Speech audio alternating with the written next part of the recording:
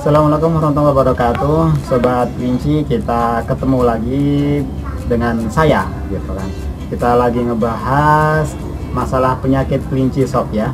Karena teman-teman yang piara kelinci dalam skala kecil maupun skala gede, gitu kan, pasti ada masalah, gitu kan, dengan kesehatan kelinci. Entah itu kesehatan pencernaannya ataupun kesehatan macam-macam lah ya, gitu. Nah, beberapa tahun saya gelutin di kelinci ini, friend. Jadi ada beberapa penyakit yang menghampiri kelinci itu rutin, gitu kan. Yang saya alamin itu mencret sering, gitu kan. Kemudian penyakit kulit, skabies itu sering dan paling gampang dihilangkan, gitu kan. Jadi bukan termasuk golongan penyakit yang berbahaya yang sampai menular ke pemeliharanya, enggak, gitu kan. Beberapa tahun saya pegang kelinci nggak pernah tuh ketularan skabies, gitu kan. Jadi fine, gitu, maksudnya nggak ada penyakit dari kelinci ke manusia, itu belum saya temuin, gitu kan. Nah, sebelum masuk ke pengobatannya kelinci itu, saya pengen ini sob bahas masalah apa itu skabies dulu ya. Jadi biar runut bahasanya. Nah, skabies ini merupakan salah satu penyakit kelinci yang saya bilang tadi paling sering datang ke kelinci, gitu kan. Faktornya apa datangnya, gitu kan? Karena pertama dia sanitasinya kurang bersih, gitu kan. Kalau misalnya teman-teman itu sistem pembuangan kandangnya itu yang pakai kandang lipat yang bawahnya itu ada tempat penampung kotorannya, gitu kan, dibandingkan dengan kandang yang dalam skala gede, kemudian dia bisa ngalirin kotorannya dengan sendiri, intensitas terkena skabies itu sering yang dengan kandang lipat, gitu kan. Nah, tapi jangan khawatir sob, kalau untuk skabies sih gampang diobatinnya, gitu kan, dan nggak butuh perawatan khusus. Paling kalau misal dalam satu koloni, dalam kandang yang berdekatan itu ada satu yang kena skabies, harus kita buru-buru pisah, itu aja sih, dipisah kemudian kita obati, gitu kan.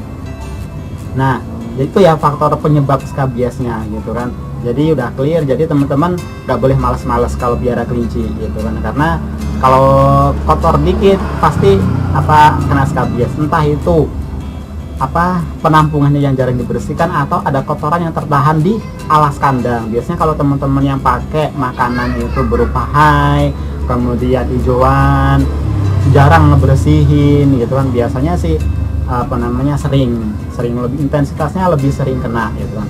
Nah, terus apa sih obatnya skabies itu, gitu kan. Nah, saya tunjukin ke teman-teman, ini merupakan obat skabies, gitu kan.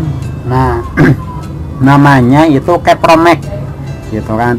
Nah, ini obat skabies yang menurut saya ya cukup bagus lah ya, cukup bagus. Beberapa kali saya pakai ini, beberapa hari pun nggak sampai berminggu-minggu skabiesnya pada rontok seperti itu. Nah,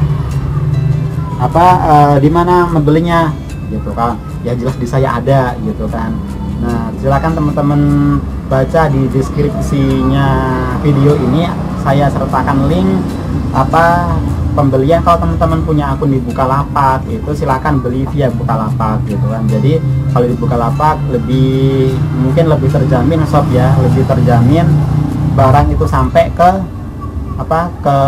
tangan teman-teman semuanya, gitu.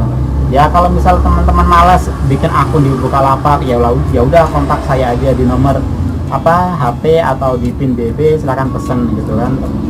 Ya kalau misal ketakutan barang nggak nyampe sih ya hampir nggak ada ya. Jadi kalau setiap pembelian itu beli ke saya, terus saya kirim via ekspedisi, entah itu JNE, Wahana, ya kayak semuanya lah ya, itu nggak pernah kejadian barang itu hilang, gitu kan. Nah, jadi don't worry ya sob, gitu kan. Jadi oke, kita balik lagi ya. Nah, untuk Kepromek sendiri di sini udah ada sob, udah ada pemakaiannya, gitu kan. Jadi kita pakai ini sehari cukup kita kasih sekali aja, gitu kan. Kita kasih sekali.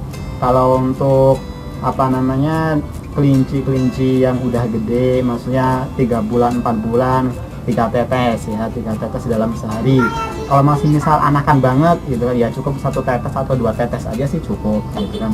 Nah, saya pengen tunjukin ke teman-teman apa kelinci yang kena SKBS itu kayak apa gitu kan. Sudah, ini apa kelinci saya ada yang kena SKBS kebetulan, makanya saya sekalian apa bikin tutorialnya buat teman-teman. Nah, silahkan teman-teman lihat nih. Nah, kita bisa lihat itu sob.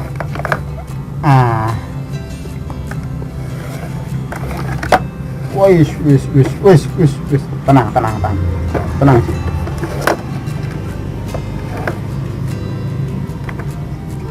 Nah, teman-teman bisa lihat. Nah, kayak gini sob. Nah, telinganya ini dia udah jalar ke telinga.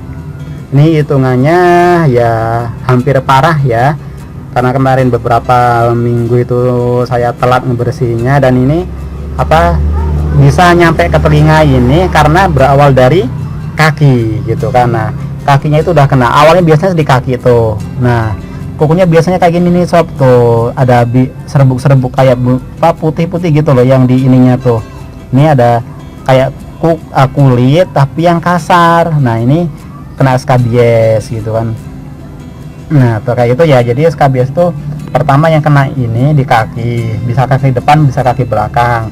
Karena si kelinci itu sering apa ngebersihin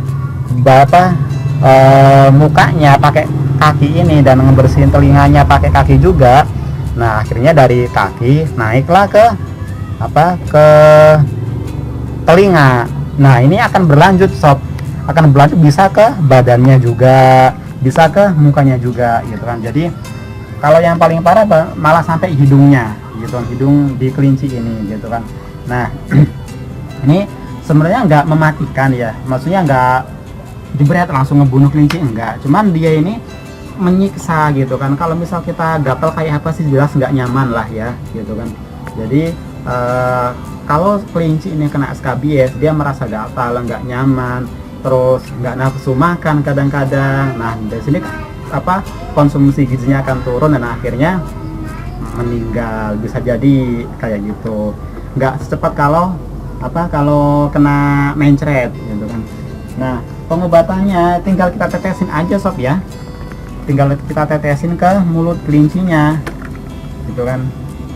Teman-teman bisa pakai pipet atau suntikan yang jarumnya dibuang, bisa juga langsung ditetesin kayak gini.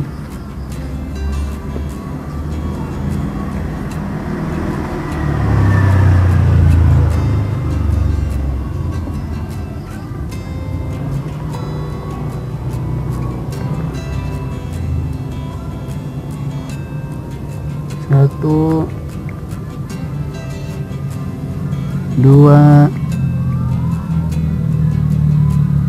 nah,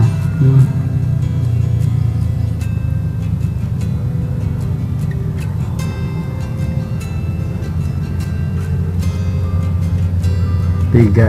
Oke, udah gitu aja sob. Jadi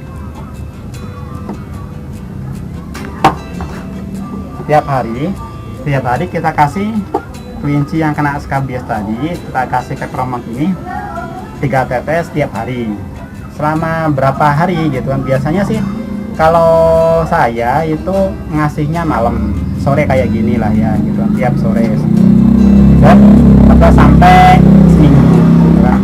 Sampai seminggu kan kadang jarang sob ya, jarang. Kadang-kadang sebelum seminggu pun udah mulai rontok ya, udah mulai rontok, maksudnya yang kayak tadi telinganya itu udah berkurang, udah nggak ada kulit kayak tadi itu yang putih-putih tadi loh, itu udah mulai rontok. Nah, itu teman-teman bisa berhentikan pemberian kepromek-nya atau dikurangin gitu. Kalau saya sih cenderung diberhentikan gitu, karena melihat udah mulai bekerja dan tunggu sampai total. Kalau misalnya sampai seminggu lagi tuh nggak sembuh total, berarti tambahin, cuma dosisnya dikurangin aja. Oke, saya pikir sudah kira cukup ya untuk tutorial kali ini masalah penyakit kelinci. Kalau misal ada teman-teman yang kurang jelas, silakan komen di video ini atau kontak saya juga nggak apa-apa. Itu cuman kalau kontak saya ya mungkin pada lama ya, kecuali kalau teman-teman telepon gitu kan. Nah, Nah, mungkin apa bisa rada cepat gitu kan. Kalau lagi nggak sibuk sih biasanya cepat juga sih gitu. Oke sob, saya kira cukup ya. Tutorial kelinci kali ini, dan semoga bermanfaat ilmu yang ya pengalaman yang saya berikan kepada teman-teman, dan see you next